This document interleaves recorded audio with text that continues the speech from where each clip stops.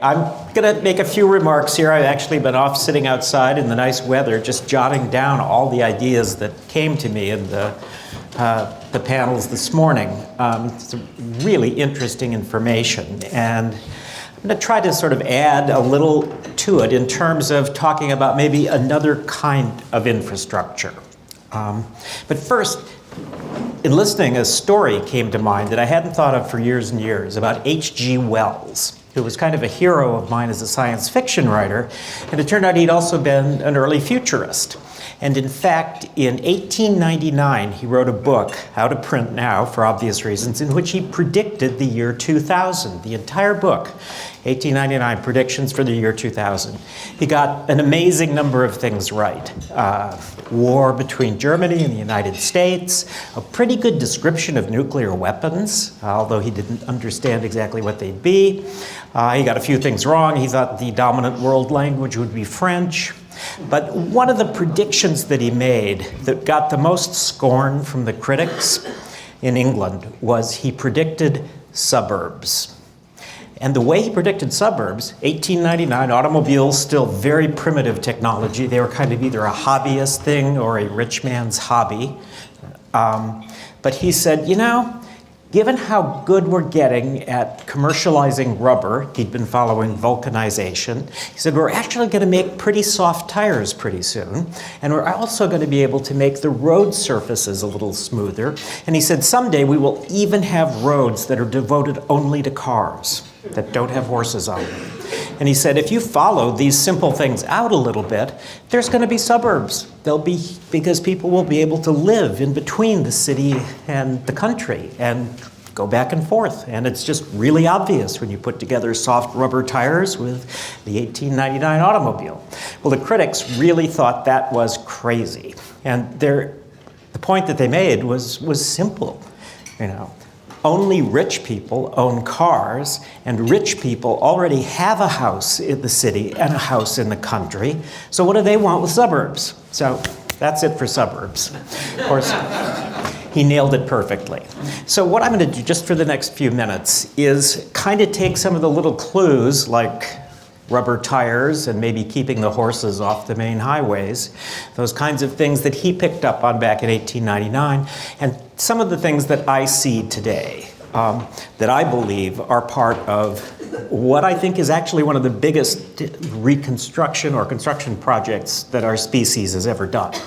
And that is what I call the virtualization of the world.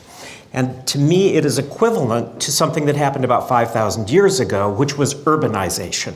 Urbanization, an amazing step forward in human history, took place in the initial invention in a very short period of time, less than 1,000 years, driven by technology, things like irrigation, the ability to do large crops, the ability to store grain.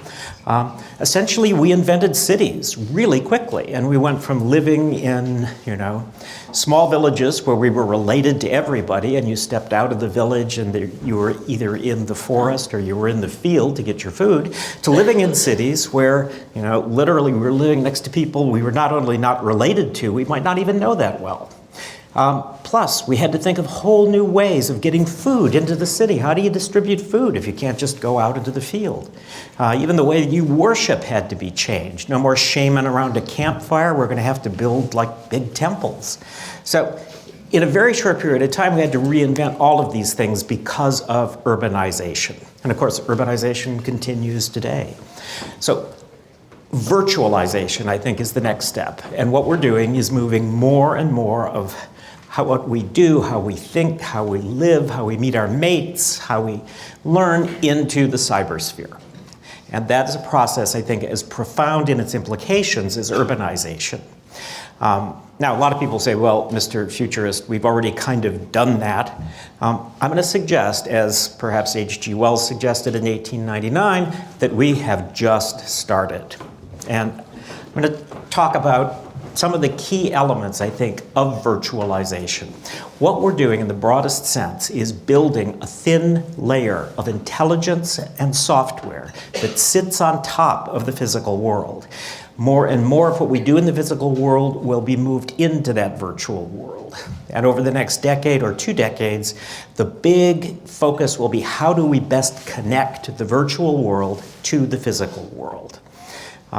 And this is going to be transformative in a lot of ways that, just like the English critics in 1899, are very hard for us to see today. So let me tell you just really briefly about what I think are the sort of the 5 underpinnings of this virtualization.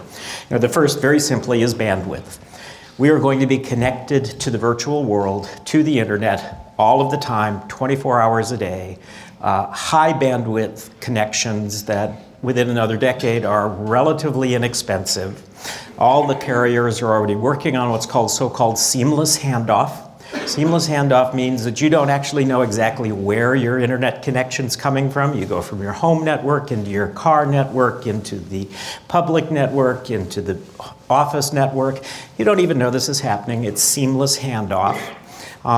At some point out in the 20s, there will be a point in every child's life when they're 5 or 6, maybe when we tell them about Santa Claus, where we also teach them what offline means. Because online will be the normal state of things. Everything in your world will work better or work at all when you're connected to the virtual world. Out by that time, there will be people who worry much more about losing their internet connection than losing electricity.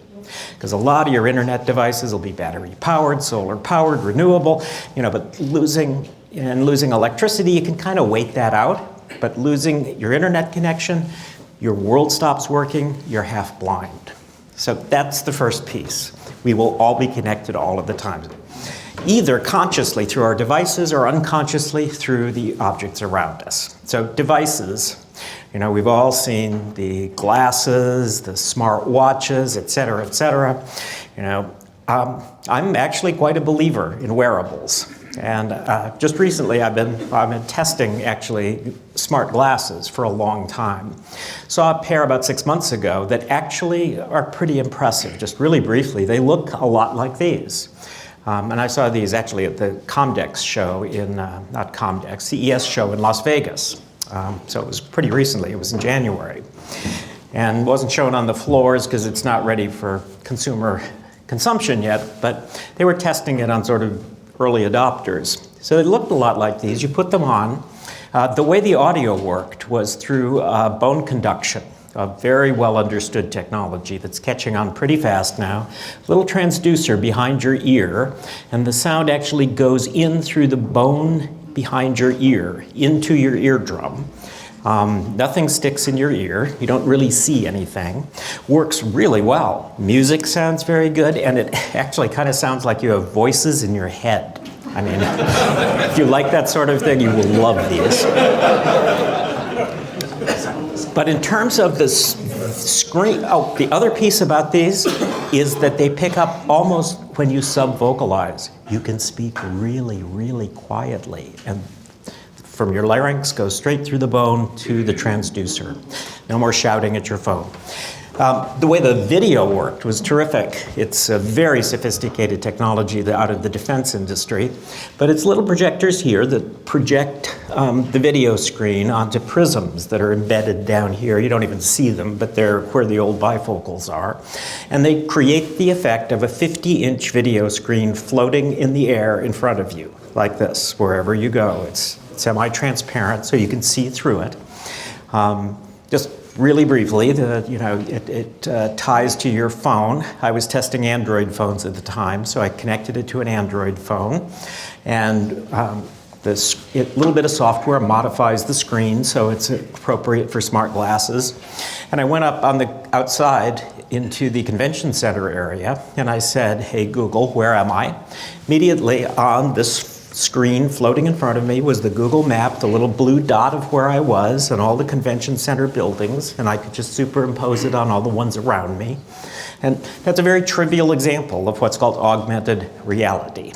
But that kind of technology is going to be very, very successful and popular. We're starting to see it already in some emergency responder situations, in high-value jet engine or oil rig maintenance. You actually wear these glasses so that you don't have to use your hands to look up any schematics or anything. You actually see all of the stuff you need to work on right here floating in front of your eyes.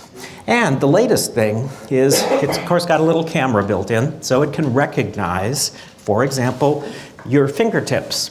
So if you want to do a little typing, you just say keyboard, and a keyboard floats up in front of you, floating in the air, and it watches your fingers and it records every keystroke pretty well. You can type pretty fast on that keyboard that appears to be floating in the air in front of you. So that's my prediction for today.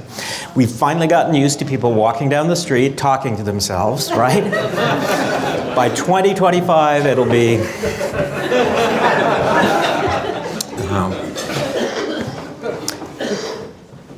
The second really important piece of this is that same kind of connectivity into objects, smart objects, the so-called Internet of Things, which we've been hearing about for a while. Again, what's interesting about the Internet of Things is how inexpensive it's going to be to add intelligence to almost anything. Because the technology for making smart sensors, the heart of the Internet of Things, is really getting very cheap. So you can build a computer chip the size of a baby's fingernail that's got a sensor that measures anything from acceleration to alkalinity, humidity, blood sugar. Connect that to a tiny radio, again, smaller than a baby's fingernail, and whatever you attach it to is now connected to the internet. And a lot of people will say, well, who changes the batteries in these little tiny radios? Most of them use energy harvesting. They actually pull their energy out of the ambient environment, either motion or heat, so no batteries. So about 5 years ago, I started to talk about this, and there weren't a lot of great examples, and I actually found one from the public sector, and I found it in Italy, of all places, where I don't usually go for advanced technology, but there I discovered smart dumpsters. Turns out that in Europe, there's a real premium on efficient garbage collection, especially in the old towns, because the streets are about this narrow. So time to collect garbage, all the trucks come through. When a garbage truck stops, everything stops. So there was actually a 5-nation consortium in Europe developing smart dumpsters. And one that I saw in Italy was just a little add-on to a regular dumpster that, first of all, as the garbage truck came forward, garbage truck would radio ahead, say, I'm coming. The dumpster would say, well, I'm half full, keep going, it's okay. Or, I'm nearly full, you better pick me up. Another kind of sensor monitored what was in the dumpster, just approximately what sort of material. So it was able to tell, for example, if a dumpster already suddenly filled up with used wallboard, you probably knew a contractor was out there doing illegal dumping and you should get out there and do something about it. So now there's all kinds of smart devices in bridges, in cars, but I was in Europe recently. I thought I should find out what happened to those smart dumpsters. Turns out that 4-nation consortium, 5-nation consortium has dissolved because there are 4 companies making smart dumpsters. It's an incredibly competitive market. So competitive that one of the companies has actually given every one of its smart dumpsters a Twitter feed. And I was so excited. I go on Twitter, and sure enough, here is a dumpster. It's on the docks in Copenhagen. It's 24 degrees. It's a warm day in Copenhagen, and it's halfway full. And then it turns out that's really all the dumpster has to say. So my excitement abated. But if you can give a dumpster a Twitter feed, so, smart objects. Another important piece, very quickly, is digital standards. This is really boring, but it's the ability of machines to directly communicate information with each other, not have to go through a human who takes the information and types it back in. Every industry I know, from travel to building to medicine, is creating these digital standards so that on top of the data, the best example I can think of is if you look at a spreadsheet on the internet today and you see the number 27, go 27 what? Go look at the top of the spreadsheet and it says miles per gallon. Okay, 27 miles per gallon. If you cut that out, that 27, and paste it somewhere else, it loses its identity. Now it's just 27. In the future, all industries are going to have these interlocking standards so that that 27 knows its miles per gallon. Wherever it goes, it takes along that information. It's going to make this whole virtual infrastructure much, much more efficient. And then finally, artificial intelligence. This will live in the cloud. We are truly in the era of AI. We've been promised AI for 50 years. Now, because of a confluence of technologies, it's really happening very, very quickly, and it's extremely powerful. And it can do things that humans can't do quickly and cheaply. I think one example that I used for law firms is still a good one. It's the e-discovery technology that lets a computer go through all of the evidence from a big white-collar investigation. And traditionally, of course, young associates would have been going through all these documents to pull out the pieces of key evidence. Now it's all done with e-discovery. But e-discovery is actually getting to be very smart. And one particular program I know uses the fact that, for reasons no one knows, when you are writing a memo or an email with something that you don't want the feds to hear about, that's really crossing the line, your grammar improves. No one knows why. It's statistically significant, though. You start putting commas in the right places. You make complete sentences. It's as they say in poker, it's a tell.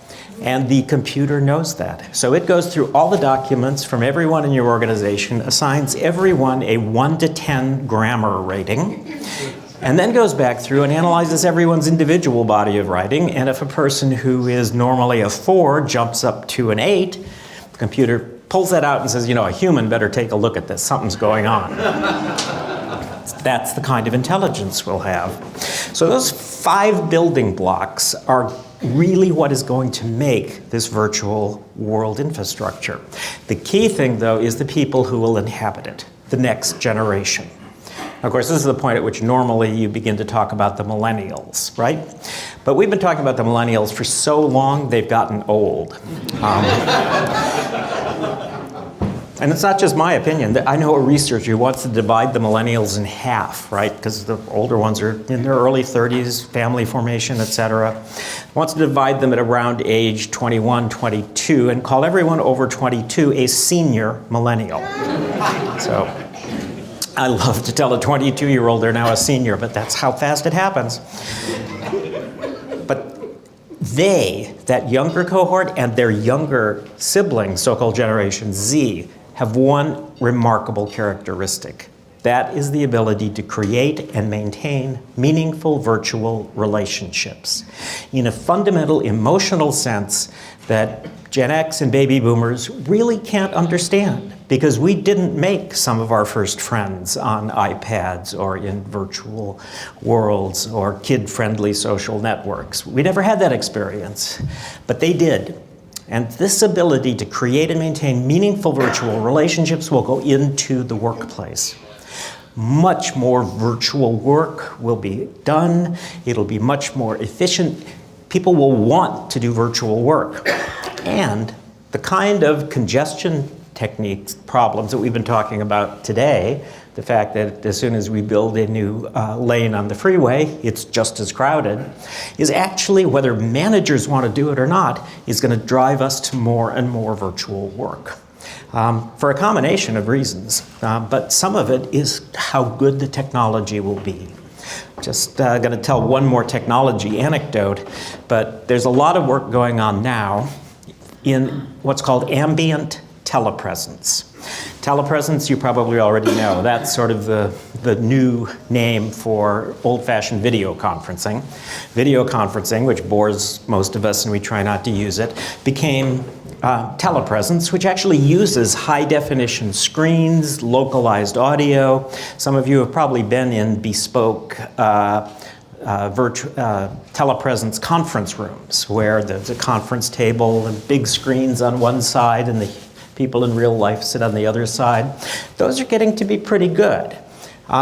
But the next step is so-called ambient telepresence, because it's very clear that by the early to mid-20s, we're going to have so much high-speed bandwidth, very inexpensive. We can send super high-resolution video in real time. Secondly, screen technology is going to really drop in cost. You know, back in 2006, do you know what a 24-inch LCD television cost? $4 grand.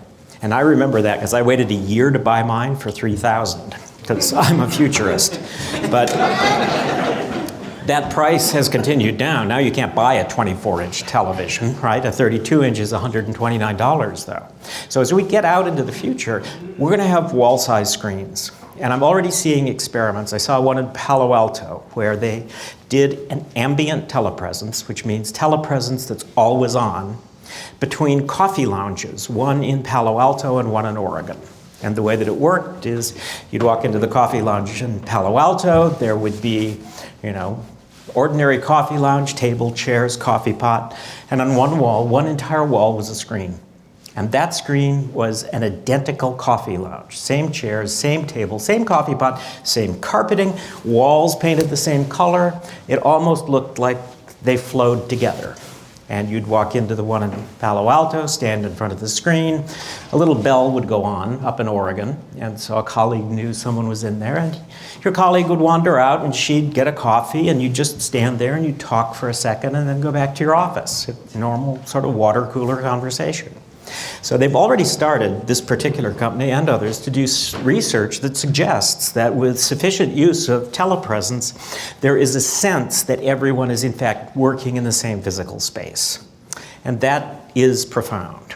And I think that as we look forward, you could even imagine a day, let's say 2050, when there's a trivia contest. And one of the questions is, what was a rush hour? And the kids will say, never heard of it, tell me. And we'll explain it to them, and they'll say, wait a minute. Everybody left their house at the same time, got in their cars at the same time, and then drove in the same direction? That's nuts. It's what we're stuck with now, obviously. But it will be interesting to see what effect this entire virtualization has on all of us. Now, you're going to see this is going to become something we hear about all the time. There's going to be all kinds of new solutions and remarkable new technologies. And those of us who are in the position of actually implementing them and making decisions have to be careful, because the technology world is a world of enthusiasm. Everything is going to be terrific right away. Another futurist I know likes to say, never mistake a clear view for a short distance.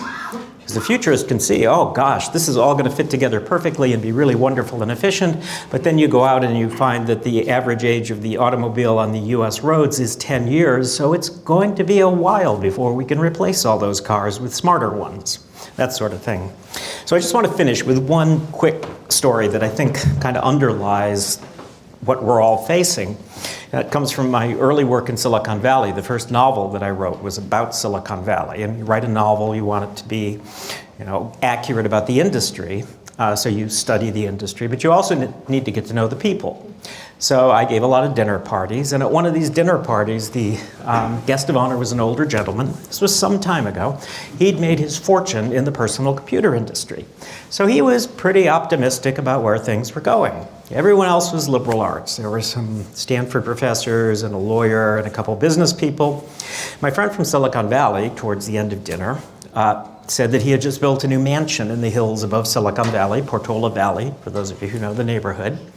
And he wasn't particularly excited about the mansion. What he was excited about was the audio light switches that he had designed and built. He was actually a brilliant engineer. This was way ahead of his time, way pre-Alexa, pre-anything like that. Who knows what these things cost? He probably had a single personal computer running in a closet behind every light switch to do this, but he did it. He loved it. So did his 5-year-old grandson. Came to visit, got audio light switches right away, like a duck to water, and then got sent to the other set of grandparents' house who did not have audio light switches. Second set of grandparents find this 5-year-old, first night, standing in a darkened hallway, shouting at the light, "Turn on! Turn on!" And my friend told this story, and he leaned across the table and he said, "And that is a young man who will grow up believing anything is possible." And there was silence around the table, and I know what everyone else was thinking. That's a young man who's going to grow up not knowing how to turn on the lights. And I think right in there, between my friend's great optimism about what the future can bring and everyone else's real fears of what we might lose in the process, is where we all have our work to do. Thank you.